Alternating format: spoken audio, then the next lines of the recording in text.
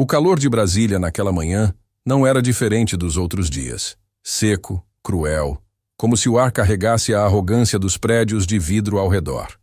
As ruas já pulsavam com a pressa de quem se veste de poder antes mesmo do café.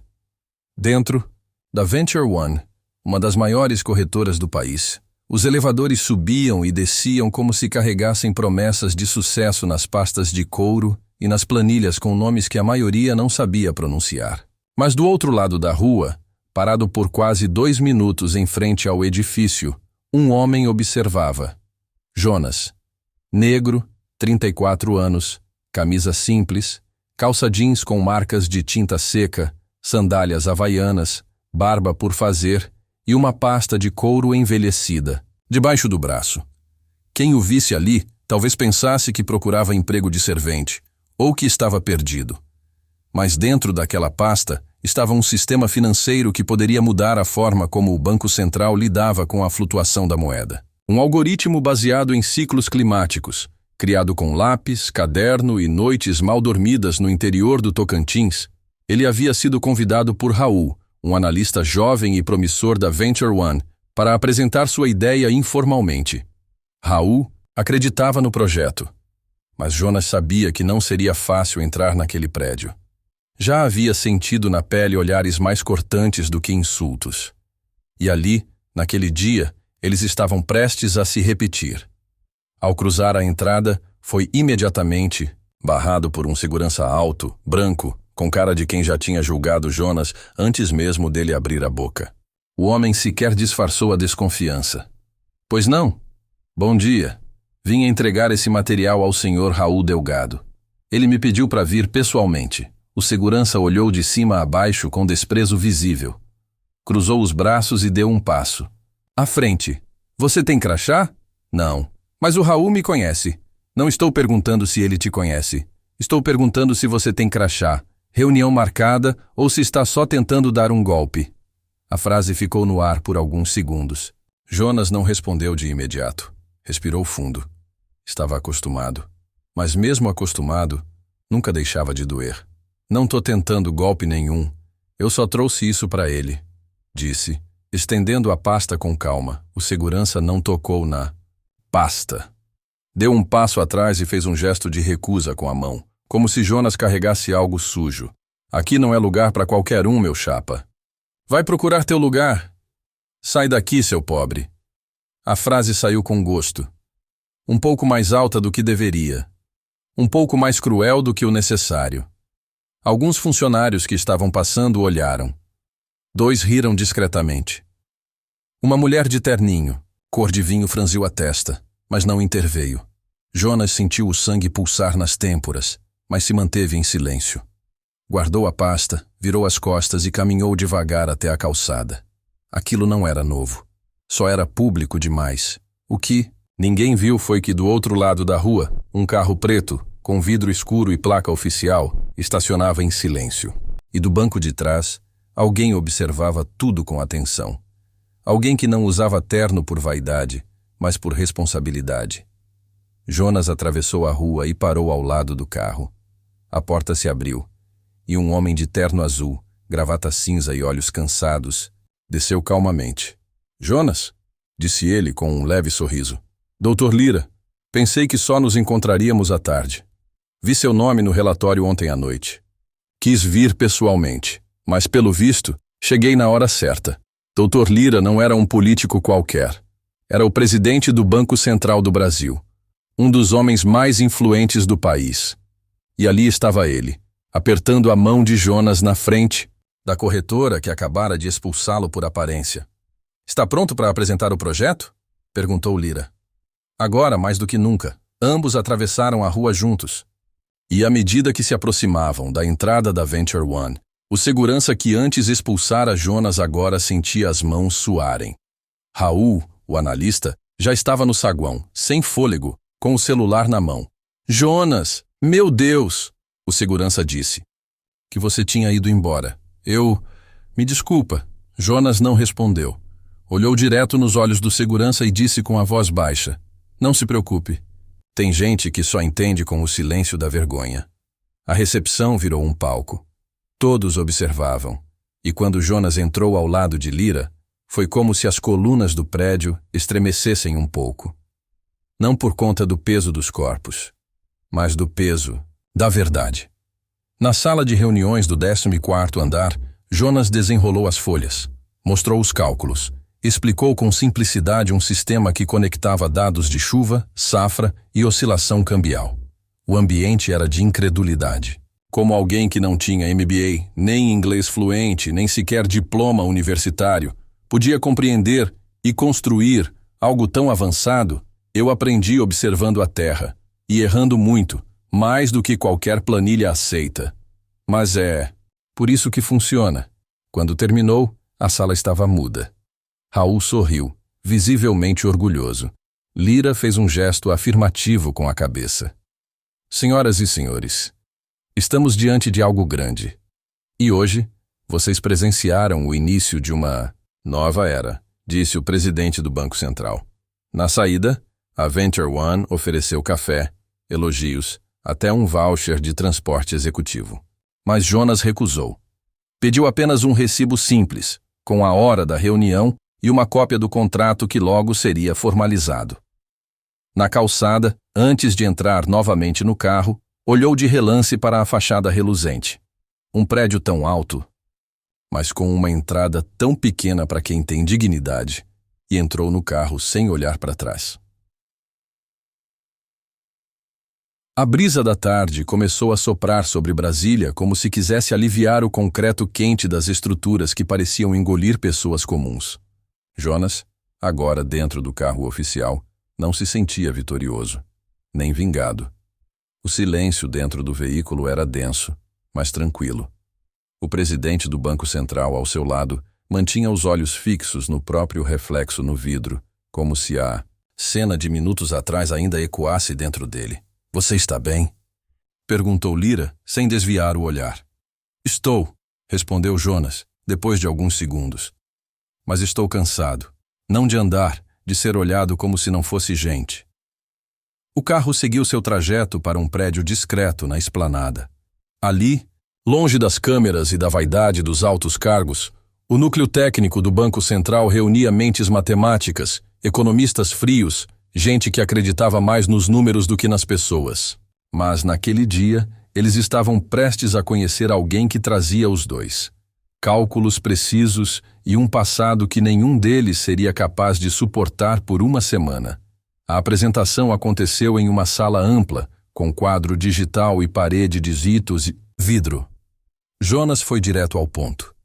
Explicou as variáveis climáticas, os padrões sazonais, os gráficos que ele mesmo desenhou à mão por anos até que finalmente alguém o escutasse.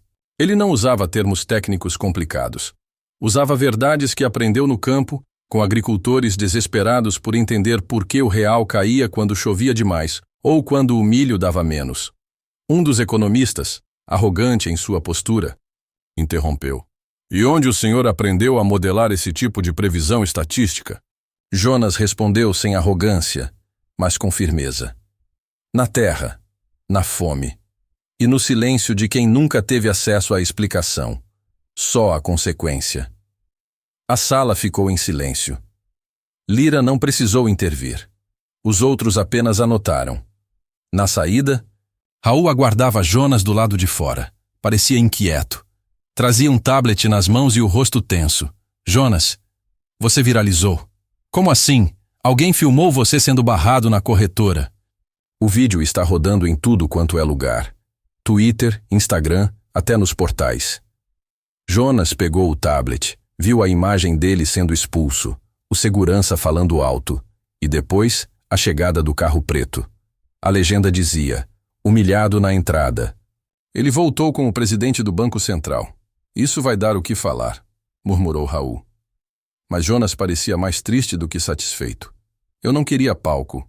Só queria que me ouvissem sem precisar de terno ou crachá. Ainda assim, o mundo o estava ouvindo. E nem todos estavam aplaudindo. Algumas horas depois, começaram os ataques. Em grupos de WhatsApp, perfis falsos diziam que Jonas era laranja. De político, aproveitador, golpista intelectual. Usavam trechos cortados da apresentação para alegar que ele não entendia o que estava dizendo. Um ex-funcionário da Venture One chegou a comentar: "Se esse cara é gênio, eu sou astronauta. Nunca vi um pobre fazer conta certa."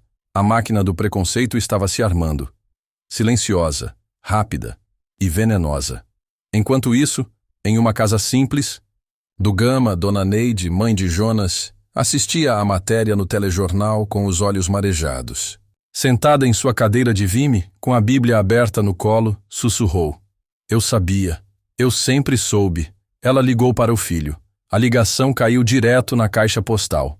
Ela deixou o recado: "Filho, eles podem até te negar no começo, mas não, conseguem te segurar quando Deus decide te levantar." Na manhã seguinte, Jonas foi chamado para uma reunião especial na sede do BC. Não era apenas uma avaliação técnica. Era um convite formal. O projeto dele, o sistema Flor do Cerrado, seria incorporado a um núcleo experimental de monitoramento cambial. Ele teria acesso, salário e voz. Mas mais do que isso, teria uma chance de transformar a dor que viveu em política pública. Mas a verdade dói. E quando alguém como Jonas sobe, há quem sinta como se estivesse perdendo algo. Na mesma tarde, uma denúncia anônima chegou à imprensa. Jonas Ferreira usou dados do governo de forma ilegal para criar sua plataforma. O jornal publicou, mesmo sem provas. A manchete foi o suficiente para reacender a desconfiança de quem nunca aceitou um negro pobre sendo a mente por trás de algo grande. Jonas foi chamado para se explicar. Sentou-se diante de 5 conselheiros do BC, todos frios, todos pressionados pela repercussão. Um deles, mais direto, perguntou: "O senhor entende que sua presença aqui pode estar causando instabilidade? Talvez seja melhor esperar a poeira baixar antes de seguir com qualquer iniciativa." Jonas respirou fundo. "Estabilidade para quem? Instável sou eu desde que nasci. Desde que tive que estudar com vela porque a energia foi cortada. Desde que tive que andar 12 quilômetros para chegar numa lan house e mandar a planilha para vocês. Se a estabilidade de vocês depende do meu silêncio, então é ela que está errada. Não eu." Não houve resposta. Só silêncio. Ao sair da reunião, um grupo de jovens esperava Jonas na calçada. Estudantes de economia da 1B. Seguravam cartazes simples. Um deles dizia: "A revolução começa com quem nunca teve lugar à mesa." Jonas os encarou com surpresa. Não por vaidade, mas por esperança. Raul, que acompanhava tudo, se aproximou e disse: "Você virou símbolo. Eu não quero ser símbolo, só quero ser ouvido.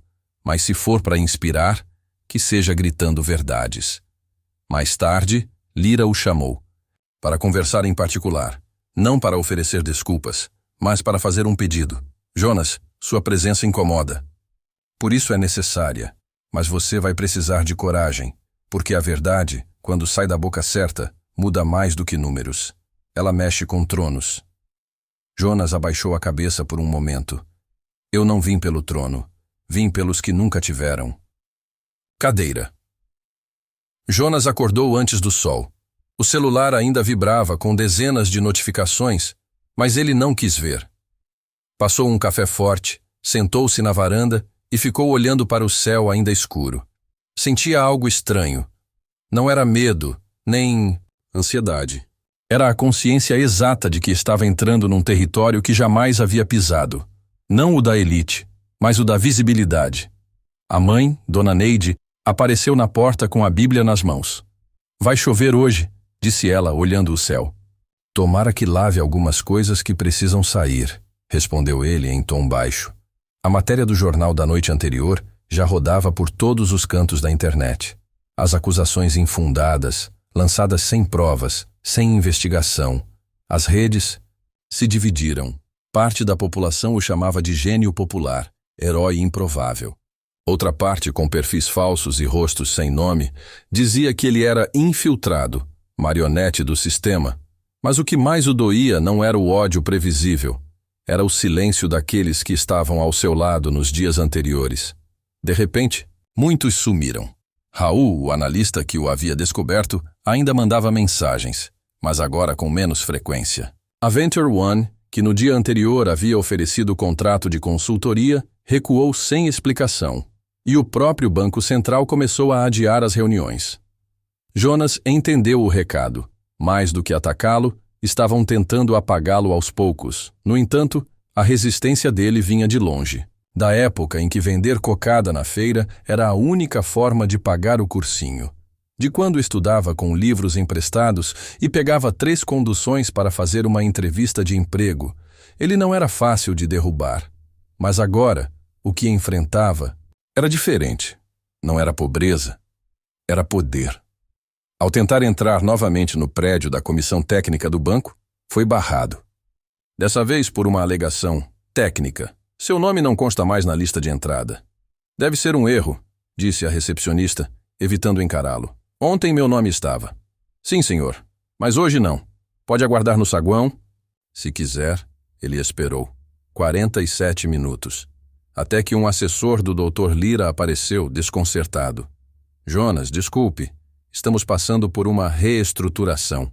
A reunião de hoje foi cancelada. Mas vamos te manter informado, tá? Vamos te manter informado. Era uma forma polida de dizer. Suma por um tempo. Na calçada, Jonas sentou-se no meio-fio e ficou ali, com a pasta no colo, como se estivesse de volta ao início. Mas ele sabia que não estava, porque agora havia olhos demais sobre ele, corações demais esperando que ele não desistisse. Seu celular vibrou. Era uma mensagem de voz de Dona Neide. Filho, quando Jesus foi curar o cego, teve gente que criticou. Ele só porque fez isso num sábado. Tem gente que odeia a cura porque prefere viver da cegueira dos outros. Jonas sorriu. Guardou o celular no bolso e tomou uma decisão. Naquela noite, escreveu um texto, uma carta aberta, não para se defender, mas para revelar. Postou em suas redes com a seguinte legenda: Não fui eu que procurei palco, foi o palco que me achou. E já que estou nele, vou dizer o que precisa ser dito. O texto viralizou em poucas horas. Nele, Jonas detalhava não só as humilhações, mas o que havia de podre nos bastidores. Contratos duvidosos, racismo estrutural disfarçado de protocolo e a resistência institucional em aceitar uma mente brilhante que não vinha de berço. Ele não citava nomes, mas quem lia sabia exatamente do que ele estava falando. Do outro lado da cidade, Raul leu o post e ficou em silêncio. Tinha medo de se queimar, mas sabia que Jonas dizia a verdade. Resolveu fazer algo arriscado. Publicou uma thread no Twitter confirmando os fatos. Vi com meus próprios olhos. Ele foi barrado por preconceito, e agora estão tentando engavetar o projeto por puro medo da repercussão. O algoritmo estourou. Jornalistas começaram a procurar Jonas. Influenciadores repostaram. Pessoas simples gravaram vídeos dizendo: Eu sou o Jonas da minha rua. Me barraram igualzinho, ele não pode parar. Mas nem todos celebravam. No dia seguinte, o nome de Jonas apareceu no Diário Oficial com uma nota fria.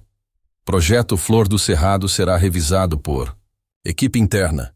Colaboração externa suspensa até segunda ordem. Era a punição silenciosa, a mais cruel. Jonas não chorou, nem gritou. Apenas voltou para casa, tirou os sapatos e olhou para a pasta em cima da mesa. Abriu. Tirou as folhas com cálculos à mão, gráficos, anotações com marca de dedo de farinha, e então escreveu, à mão, sobre cada uma delas: Eu existo. Mesmo que vocês tentem apagar minha assinatura. À noite, dormiu com os papéis embaixo do travesseiro. Enquanto isso, no alto escalão da Comissão Econômica, alguém observava tudo. Um homem calado, discreto, Lira. Ele não havia desaparecido. Apenas aguardava a hora certa. E naquele momento, com o celular nas mãos, assistia ao vídeo de Jonas sendo expulso pela 100ª vez. Talvez esse país esteja pronto para alguém como ele, murmurou, antes de fazer uma ligação. As manhãs seguintes correram, lentas para Jonas. A poeira digital da exposição já havia assentado, mas a poeira institucional apenas começava a subir. A suspensão do projeto anunciada com a frieza típica dos comunicados técnicos, tinha mais efeito simbólico do que real. Era um aviso para que ele entendesse seu lugar. Só que Jonas nunca esqueceu de onde veio, e por isso mesmo, nunca aceitou ficar onde queriam que ele ficasse. Naquela terça-feira, acordou com o toque do celular. Um número desconhecido. Atendeu sem muita expectativa. Senhor Jonas? Aqui é do gabinete da senadora Denise Barreto. Ela o convida para participar de uma audiência pública sobre inclusão e racismo estrutural em instituições financeiras. Seu nome está no centro da pauta. O senhor aceita? Por um segundo, Jonas hesitou. Não gostava de palco político. Tinha pavor de ser usado como símbolo sem substância. Mas algo o dizia que, desta vez, era ele quem usaria o espaço, e não o contrário. Aceito. A notícia de que ele falaria no Senado caiu como uma bomba entre os engravatados. Nos bastidores do Banco Central, alguns tentavam desqualificá-lo, sugerindo que ele estava politizando a economia. Outros, mais discretos, apenas observavam. O presidente Lira, calado até então, não respondeu perguntas da imprensa. Mas seus assessores sabiam. Ele estava preparando algo. Enquanto isso, Jonas ensaiava seu discurso num papel amassado. Não queria parecer professor, nem mártir. Queria ser humano. Dizer que era possível vir do nada e ainda assim propor soluções melhores que muitos com pós-doutorado. Queria lembrar que inteligência não se mede por onde você estudou, mas por quantas vezes você foi subestimado e mesmo assim continuou. No dia da audiência, a sala da comissão estava lotada. Senadores, jornalistas, assessores, estudantes. Mas Jonas entrou como sempre entrou em todos os lugares, com passos firmes, olhar baixo e a pasta velha debaixo do braço. Aos poucos, todos silenciaram. Senhores, senhoras, começou ele. Quando fui barrado naquele prédio, não me doeu só a humilhação, doeu o eco, porque eu já ouvi aquele mesmo tom quando tentava abrir conta em banco, quando fui parado numa blitz sem motivo, quando entrei em loja e mandaram eu esperar do lado de fora. O que me barraram não foi só o acesso físico, foi o direito de ser considerado igual. Ele fez uma pausa, olhou em volta.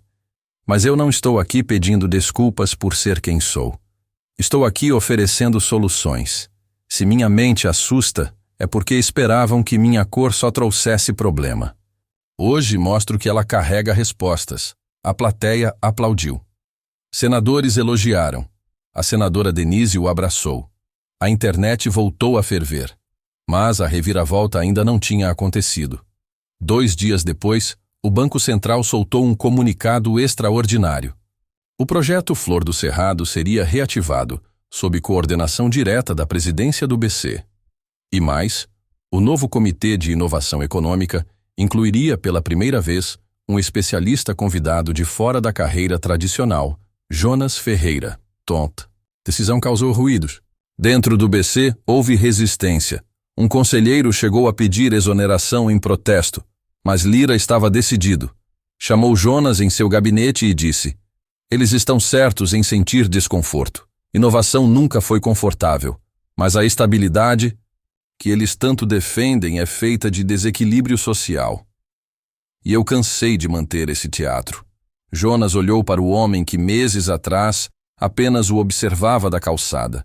Agora lhe entregava a caneta. Me disseram que eu virei símbolo, mas o que eu quero mesmo é virar transformação. Então comece, hoje. O anúncio oficial foi transmitido ao vivo, e por ironia do destino, ou justiça divina, foi feito no mesmo auditório da corretora Venture One. O prédio que o expulsou, a empresa que perdeu a chance de ser pioneira por causa do preconceito de um segurança e da covardia dos que ficaram calados. Jonas subiu ao palco. Usava terno simples, mas o mesmo broche que sua mãe lhe dera com as iniciais do pai, feito à mão. Pegou o microfone, olhou para os presentes e disse: eu não vim para me vingar, vim para reverter. O que me jogaram como rejeição, eu devolvo. Como reforma. Porque quando tiram sua voz, sua existência vira microfone, aplausos. Alguns emocionados, outros incomodados, mas ninguém mais duvidava de quem ele era. Naquela noite, a Venture One lançou uma nota tentando amenizar o passado. Mas já era tarde. O vídeo de sua expulsão, agora legendado em 3 idiomas, corria o mundo como exemplo de superação e denúncia do racismo estrutural corporativo. Enquanto isso, Dona Neide assistia tudo da varanda. Chorava sem esconder e dizia ao vizinho: "Meu menino virou justiça, não justiça dos homens, mas aquela que vem de Deus, que humilha os exaltados e exalta os humilhados." Nas semanas que seguiram o anúncio oficial, o nome de Jonas Ferreira estampou colunas de economia, vídeos de análise política e discussões acaloradas em grupos privados de executivos. Os elogios vinham dos de fora. Jornalistas independentes, movimentos sociais, professores de universidades públicas. Mas por dentro, nos corredores envernizados do sistema, a recepção era outra. O Comitê de Inovação Econômica foi instalado com cerimônia pública, mas internamente tornou-se um campo de tensão permanente. Havia reuniões em que, mesmo com dados consistentes, Jonas era interrompido. Havia e-mails ignorados, propostas sabatinadas com rigidez desproporcional. E o mais perverso, o isolamento sutil. Nos bastidores, nomes influentes da velha guarda chamavam sua ascensão de fantasia populista. Agora, qualquer rapaz com carisma e uma ideia bonita ganha cadeira aqui. O próximo passo vai ser um TikToker virar diretor de política monetária? Diziam entre risos abafados. Jonas ouvia. Fingia não ouvir, mas sentia. Todo dia. Lira, embora o apoiasse, já não conseguia blindá-lo como antes. A pressão política era intensa. O mercado reagia com desconfiança. Notas anônimas surgiam em colunas de opinião. Jonas Ferreira é a figura perfeita para um marketing de inclusão. Mas será que sabe mesmo o que está fazendo com o câmbio brasileiro? As dúvidas não estavam nas planilhas, estavam na cor da pele e na origem do discurso. Na mídia alternativa, Jonas era tratado como herói. Mas em reuniões fechadas, sua presença incomodava, não porque fosse agressivo, mas porque era inteligente demais e não aceitava bajular ninguém. Preferia ficar calado do que concordar para se enturmar. E isso custava caro. Foi nesse clima que estourou o primeiro escândalo fabricado. Uma reportagem sensacionalista acusou Jonas de influenciar decisões de política cambial com interesse próprio. O texto, mal redigido e cheio de suposições, foi publicado por um portal de baixa credibilidade, mas replicado por políticos e perfis pagos como se fosse verdade. A resposta veio com força. Uma comissão foi formada para avaliar a conduta de Jonas. Um nome bonito para o que na prática era um julgamento de reputação. Raul, seu antigo aliado, tentou interceder, mas havia sido transferido para outro setor. Querem te calar, Jonas, e não vai ser gritando que você vai conseguir ficar. Então eu fico calado, mas continuo de pé, respondeu ele. Durante os dias da investigação interna, Jonas não postou nada.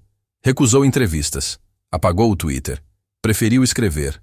Começou a trabalhar, em silêncio, numa proposta de reestruturação dos mecanismos de previsibilidade do Banco Central, baseada na mesma lógica do Flor do Cerrado, mas com variáveis ainda mais sensíveis à realidade do campo brasileiro.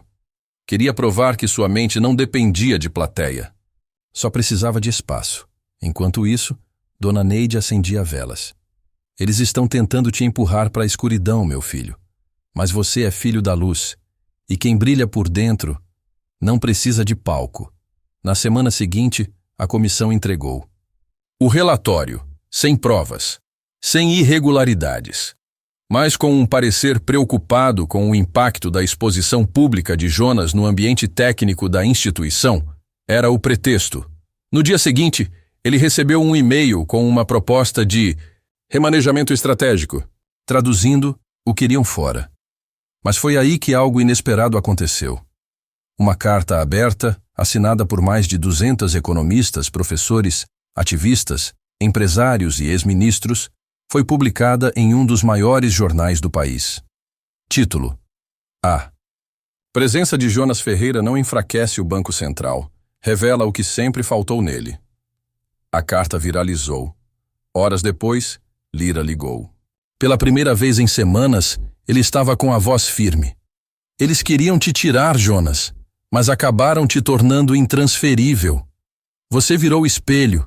E espelho, meu caro, ninguém quebra sem se cortar. No dia seguinte, Jonas retornou à sede do BC. O corredor parecia o mesmo. Os tapetes, as paredes, os olhares. Mas havia uma diferença. O silêncio agora era o de quem sabia que perdeu o controle sobre algo que não entendia. Ao chegar em sua sala, havia um envelope branco sobre a mesa, sem remetente. Dentro, um bilhete escrito à mão. Eles não odeiam você, odeiam o que você significa. Ele dobrou o papel e guardou no bolso. Mais tarde, ao apresentar sua nova proposta para o comitê, percebeu que alguns dos que antes zombavam agora se calavam. A resistência ainda existia, mas havia fissuras.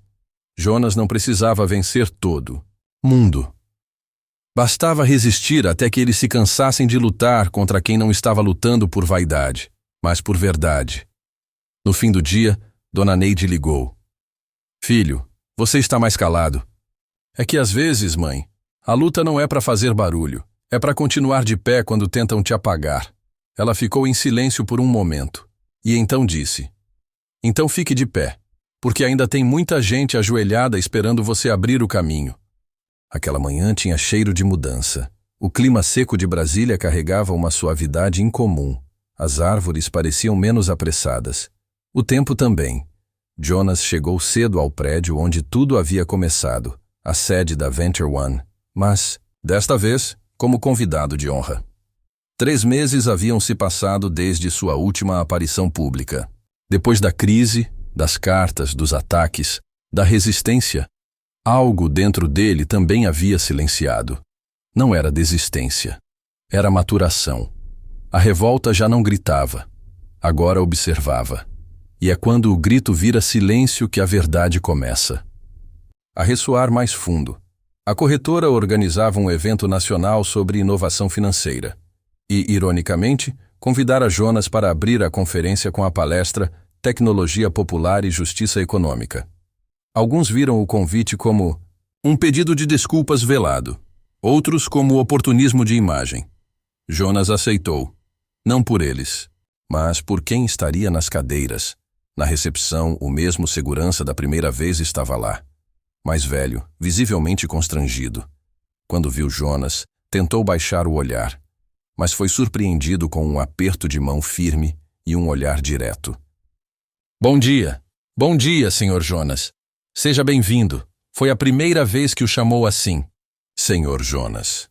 2 palavras que, na boca de quem antes o expulsara, soavam como restituição.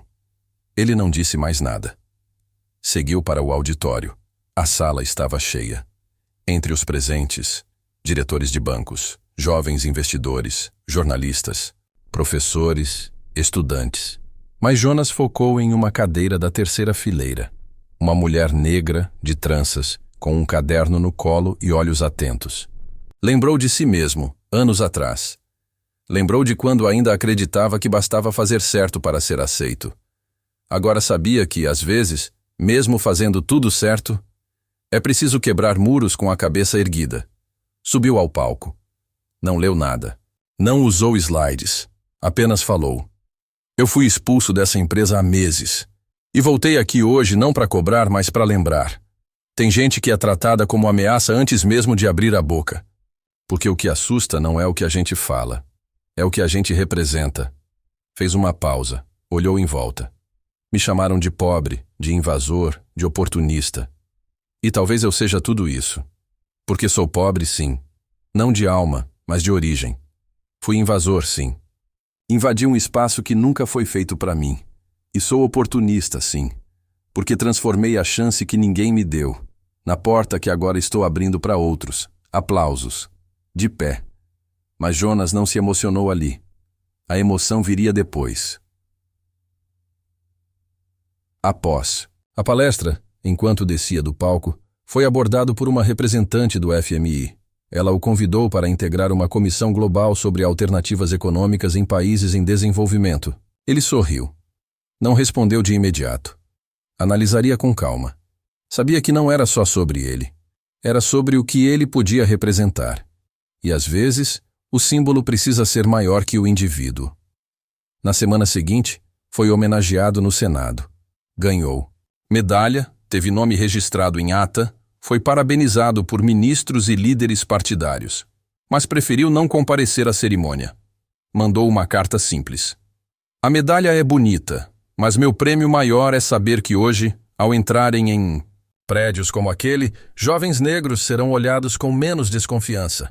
E, se não forem, que ao menos saibam que têm direito de exigir respeito. Passado o turbilhão, Jonas voltou à sua rotina discreta. Continuou como colaborador especial do BC, mas à distância. Montou um pequeno instituto no Gama, chamado Centro Flor do Cerrado, voltado para jovens periféricos com talento matemático. Lá, ele ensinava tudo o que sabia: estatística, leitura crítica, resiliência. Mas, principalmente, ensinava como sobreviver sendo subestimado. Numa tarde chuvosa, enquanto arrumava as caixas de material no instituto, um menino de 11 anos entrou correndo. Professor Jonas, a senhora Neide mandou isso para o senhor. Ele entregou um pacote pequeno. Dentro, um caderno velho. Era o primeiro onde Jonas havia feito os esboços do projeto que mudaria sua vida. A mãe o guardara, e junto havia um bilhete dela. Filho, achei que esse caderno era só seu, mas agora percebo que ele pertence a todos os meninos que ainda nem começaram a sonhar. Jonas sentou-se no chão. Passou as mãos nas páginas, o papel manchado, os números tortos, a letra pequena. Aquilo era mais que um documento. Era uma árvore plantada no deserto. Mais tarde, ao olhar o mural do instituto, viu algo escrito por um aluno anônimo. Ele entrou como ninguém e saiu como toda uma geração. Sorriu e, pela primeira vez em muito tempo, chorou. Aqui no Lições de Vida, cada história é mais que um alerta. É um convite à coragem de mudar.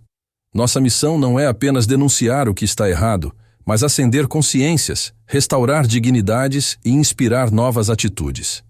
Se você acredita que um mundo mais justo começa com uma verdade contada, então esta jornada também é sua.